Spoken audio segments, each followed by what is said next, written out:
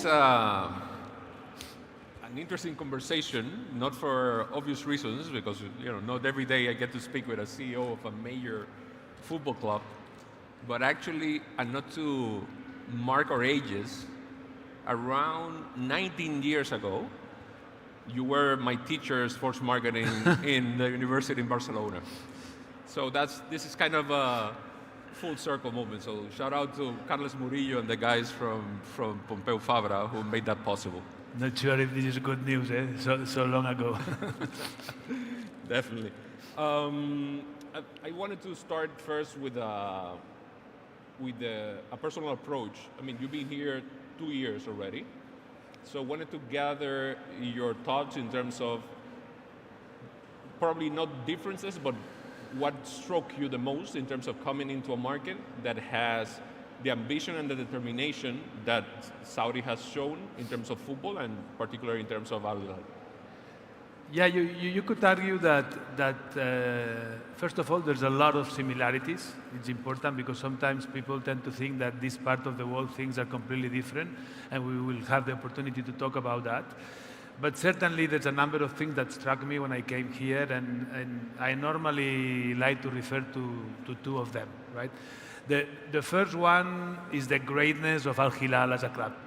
I knew it already, and obviously it's not easy to leave City Football Group and Manchester City after more than 12 years, and you don't leave it for any project, right? So when I was approached with the opportunity of Saudi, I was clear it had to be the biggest club, and that's Al-Hilal. So the greatness of the club, what it represents for people, the responsibility that represents for you as a CEO to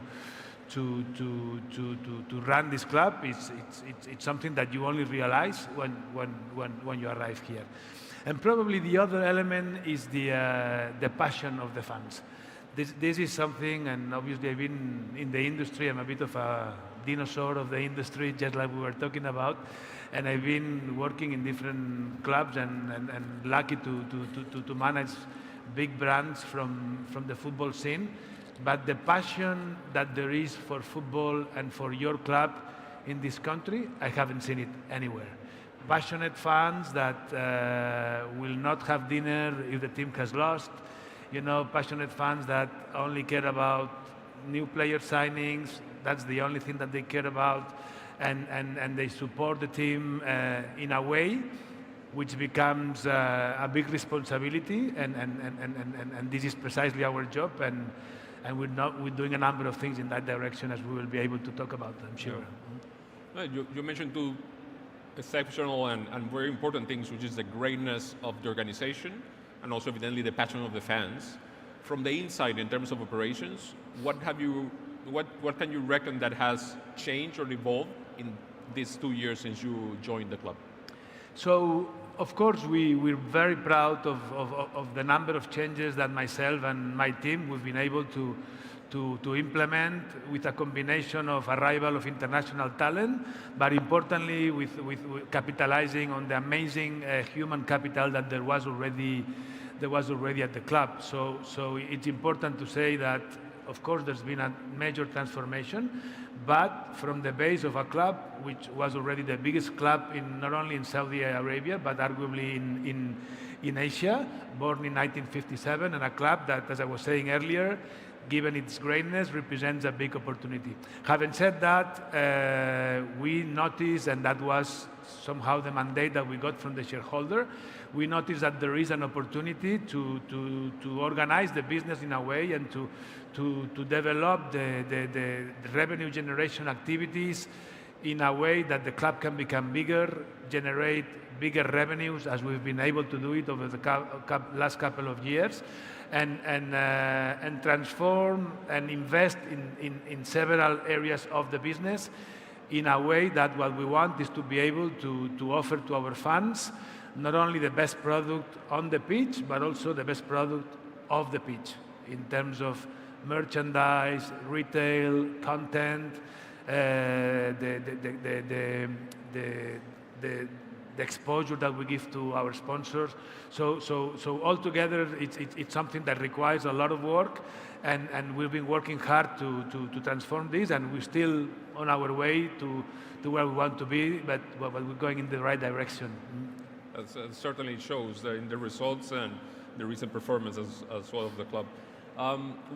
Before we go into the deeper operational revenue and business, wanted you to paint us a quick picture about how Al-Hilal fits within the overarching country strategy in terms of football. It's the main pillar in the sports program, right? Evidently, we have the World Cup as the tentpole event, but we all know that sports and football actually resides at the club level. That's where you generate passion, that's where you develop talent, and how you make the sports grow. Sure. Obviously, Al-Hilal, as the biggest club in the kingdom, carries a big responsibility in terms of growing the football industry, in terms of leading the way on innovating on the different types of the activities that we are doing, in terms of training the best local professionals. It's also something important that I like to explain. When we came here as foreigners, we came here with a very humble approach, obviously bringing our extensive experience from abroad, but also trying to learn in terms of how things work in here. And part of our responsibility is to train this amazing human capital that there is in here, so that one day they can take over and win more responsibility. So obviously, as Al-Hilal, we are regarded. Whatever we do creates a lot of attention, and as I said earlier, this comes with a big responsibility. We have a role in front of the society, in front of the government, in front of the league, in front of the federation, in front of the AFC, knowing that wherever we go, we need to be a role model, but at the same time doing it in a very, as I said, humble approach, and understanding that there's still a lot of things that we can learn, and more importantly, noticing and identifying that there's an amazing opportunity ahead of us, not only for the club itself, but also for the kingdom. Yeah. And take us to a day in the life of Esteve Calzada, CEO of Al-Hilal. What would you say is the most relevant revenue stream today, and what would you want it to be in the next 2 to 5 years? Well, our number one revenue stream is certainly sponsorship. It's something that called my attention when I arrived here. Sponsorship, also because of the strength of the brand. Sponsorship is a very lucrative market here, and the prices that are paid for this market are surprisingly high, which is also a proof of the strength of the brand, right? I guess that so sponsorship is a very strong revenue stream. We are now working on developing all the others, so that we can end up applying the usual one-third rule in terms of bringing additional revenues from the stadium operation. In the past, Al-Hilal hasn't had a permanent home. Now we're lucky to have in Kingdom Arena our permanent home, where we play our matches every second weekend, and for that we have started to be able to create ticketing products and work on fan engagement activities, so that the home of Al-Hilal becomes the place of gathering, provides the team the support that is needed to win, but also becomes an important revenue stream, and not only from the ticket revenues, but also from the hospitality and from other areas like food and beverage, etc. The other part, which we identified as an amazing opportunity, is certainly retail licensing and merchandise. We have identified that the passion and the amount of fans that we have, does not necessarily correlate with the revenues that we are generating in this space. So when we benchmark our number of followers with some European clubs and we see the revenues that they are generating in this space, we identify that we can notice we have a great opportunity there. And we are working very heavily on that. We recently launched last week a pop-up store in Riyadh Park, which is arguably the biggest shopping mall in Riyadh at the moment. And we have a very ambitious plans to continue growing with new stores, new merchandising products, so that we can put in front of our fans the best products possible to increase the engagement and also to generate the revenues that we need to generate. Okay. And I take that one of the ambitions as well is to ride along the global nature of football, right? Mm-hmm. It's a global sport. You come from a very interesting summer with a nice run at the Club World Cup. What does a club, a strong brand from Riyadh, look like in the global football scene? Well, I would say that is something that is only getting started. So with the opportunity to be in the global stage in the Club World Cup, we were able to show the Saudi football product to the world. Some people are still thinking that Saudi is a place where players come to retire, and certainly is not the case. So when people realized that we were able to compete with the likes of Real Madrid and Manchester City, all of a sudden they started to look at our team, and when you go name by name, you realize that it's full of international players with experience in La Liga, with experience in the Premier League.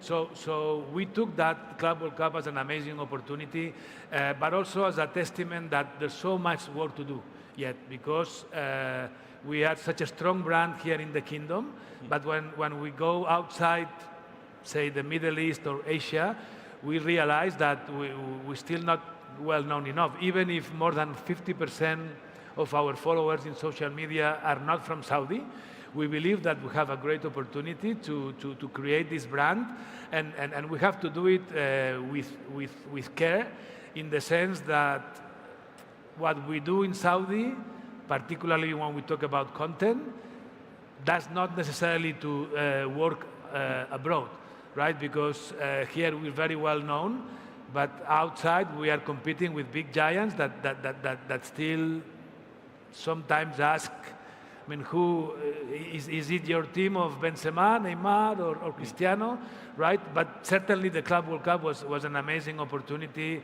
I wish there would be Club World Cup more often, and we will work hard to be able to qualify to as much editions as possible, because for us it's an incredible opportunity for us, for our fans, for our sponsors, for everyone.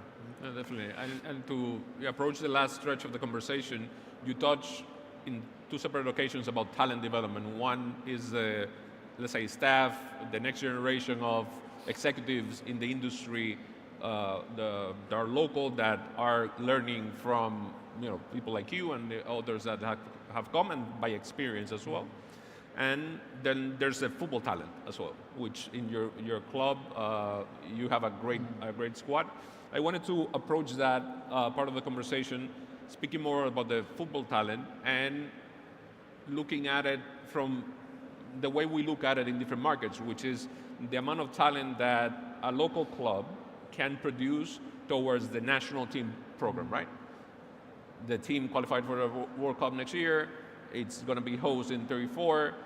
So that, I guess that there's a sense of pride in actually having a strong cohort of your players being represented at the national team level, but also talk us through the pathway to developing more talent and the future talent of the country, right? Yeah, certainly we have similar objectives as any other big club in the world. We have our academy.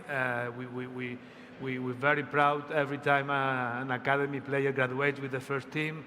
Recently we had Al as an academy homegrown player, but obviously, just like you said, Rayde, you just need to look at the national team and see the representation there. So I don't know if people know that in the famous win of the national team of Saudi Arabia against Argentina in the Club World Cup 2022. 9 of the 11 starting 11 players were Al-Hilal players. So this shows the dimension of our club. Now the number is not as high, but certainly there's a number of players grown up at Al-Hilal that have now been spread around in the kingdom. But normally in every Saudi national team match, you will certainly find the participation of 4, 5, 6 players of our team, which by the way, it's also remarkable that they can manage to grab minutes in the league with the club, because we have this amazing international talent, and that's why when it comes to bring players for the first team that are Saudi born, it's not easy to find them that they have the right level. We also, because of being Al-Hilal, when we want a player, we need to be careful, because we sometimes have to pay the inflation, because we are asked high fees, and this part of the daily activity. But just like I saw when I was working for Manchester City, or when I was working for FC Barcelona before. Okay. So in closing, what can you tell us excites you the most about what's ahead in the next 2-5 years here in Saudi in terms of football? Well, everything is extremely exciting, no? Exciting. I mean, even if you look at this event, the amount of people that are coming, you can certainly realize that this industry is an industry that it's booming, that is here to stay. Again, of the back of a pure, true passion for the game. That's not something that people or the government are intending to create. The passion is already there, and it's only about opportunities in terms of developing talent, as we were talking, the opportunities in terms of developing infrastructure. There's a number, even for ourselves, there's a number of infrastructure projects. We are finalizing our training ground that hopefully we'll be able to open in the weeks to come.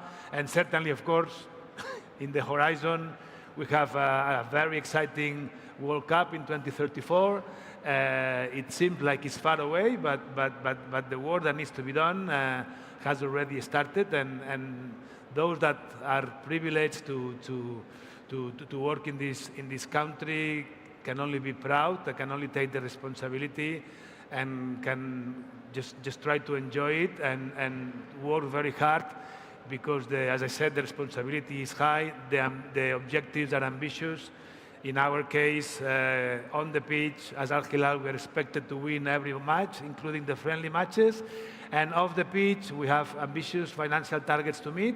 And myself, reporting to my board, I don't have a different pressure from the one that any other executive in other countries might have. Perfect. Esteve, thank you very much for sharing this moment at the stage with us. Congratulations. Muchas gracias y hasta la próxima.